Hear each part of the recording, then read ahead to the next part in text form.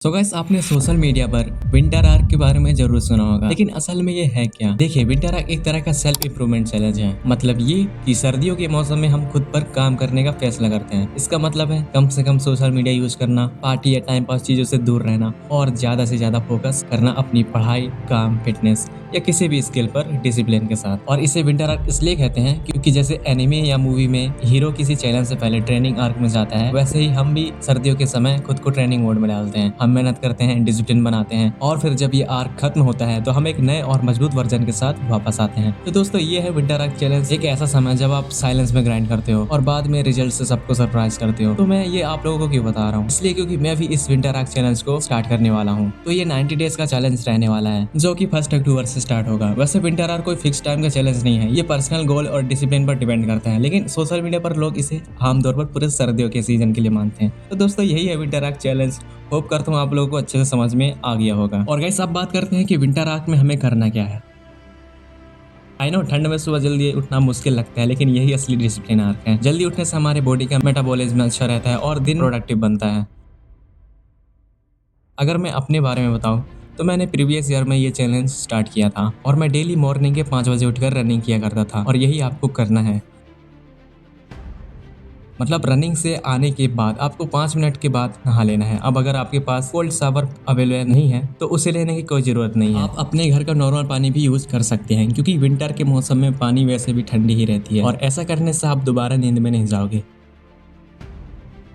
मुझे पता है कि मेडिटेशन करना इजी नहीं होता, क्योंकि आज के टाइम पर इंसान का माइंड 1 मिनट के लिए भी शांत नहीं रहता। इसलिए ये काफी डिफिकल्ट हो जाता है कि आप अपने माइंड पर फोकस कर पाओगे। लेकिन टेंशन लेने वाली कोई बात नहीं है, क्योंकि मेरे साथ भी यही होता था। मैं जब भी ध्यान लगाने की सोचता था तब मैं ये कर ही नहीं पाता था और फिर मुझे ऐसा लगता था कि मैं इसके लिए बना ही नहीं हूँ। पर फिर मैंने एयरफोन लगाकर एक मेडिटेशन सॉन्ग को प्ले किया एंड ध्यान लगाने की कोशिश करी और सच में ये ट्रिक काम कर गई गाइस। क्योंकि जब मैंने ऐसा किया तो मेरे कानों में सिर्फ एक शांत म्यूजिक चलने लगा, जिसके कारण फ्लो बन गया और मैं मेडिटेशन करने में सक्सेसफुल रहा। और इसी तरह से आपको भी मेडिटेशन स्टार्ट करना है। और हाँ, एक बात याद रखना, इस काम को गलती से भी स्किप मत करना, क्योंकि ये 10 मिनट की मेडिटेशन आपकी पूरे दिन को बेटर बना सकती है। और अगर आप इसे स्किप करते हो तो आपका पूरा दिन भी बर्बाद हो सकता है। अब इसके बाद आपको भूख लगेगी तो आपको कुछ खा लेना है एंड इसके बाद सीधा अपने काम पर लग जाना है। लेकिन अगर आपको सेल्फ इंप्रूवमेंट्स बुक्स पढ़ना पसंद है वो भी कर सकते हो, क्योंकि बहुत ही इंपॉर्टेंट चीज है जिसे मैं भी फॉलो करता हूँ। और उसके बाद अपने काम को 4 से 5 घंटे तक पूरे फोकस के साथ करना है।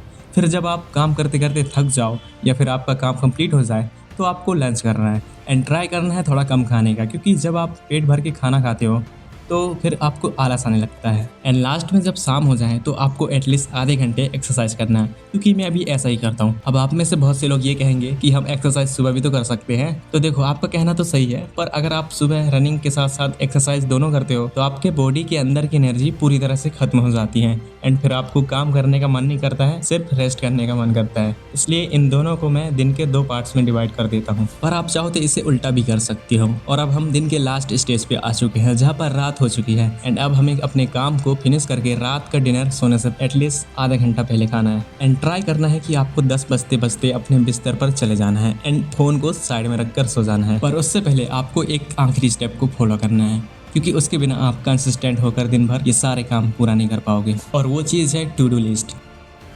आपको हर रात सोने से पहले टू डू लिस्ट बनाना है। उसमें आपको अपने वो सारे काम लिखना है जो आप अगले दिन करने वाले हो, क्योंकि इससे आपको माइंड में क्लैरिटी आ जाती है कि कल सुबह उठकर मुझे क्या करना है। एंड उसके वजह से आप डिस्ट्रैक्ट नहीं होते हो, कि जब आपको यही पता नहीं होता कि आपको करना क्या है तो भले ही आप 5 बजे की जगह 4 बजे भी उठ जाओ, पर कोई फायदा नहीं होने वाला, क्योंकि 4 बजे उठकर भी आप फालतू के काम ही करोगे, क्योंकि आपको यही नहीं पता कि असल में आपको करना क्या है। इसलिए आपको सोने से पहले एक टू डू लिस्ट जरूर बनाना है। तो अब आपको भी पता है कि इस विंटर आर्क को हर दिन कैसे परफेक्ट डे बनाना है। बट एक बात याद रखना, ये सुनने में जितना इजी लग रहा है ना, असल में ये उससे ज्यादा भी मुश्किल होने वाला है। एक ना एक दिन ऐसा जरूर आएगा, आपका काम करने का मन नहीं करेगा, आपका माइंड और बॉडी पूरी तरह से थक चुका होगा, फिर भी आपको हार नहीं मानना है। बस इतना याद रखना है कि यही मेरे लिए एक लास्ट चांस है। अगर मैंने इसे पूरा नहीं किया तो मैं फिर कभी कुछ नहीं कर पाऊंगा।